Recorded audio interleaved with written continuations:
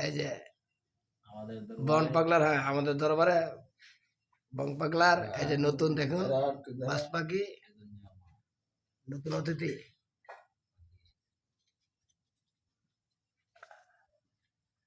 আর পাগলার তো দেয়নি, এই দেন আজকে নতুন মন্ডা ফুরফুরা, কি আনন্দ। আরে কত ছবি দেখছি, কত ভিডিও কত খায়ালে রান্না করে তবে কান্দ প্রকাশটা করতে খাওয়া তো ভালো।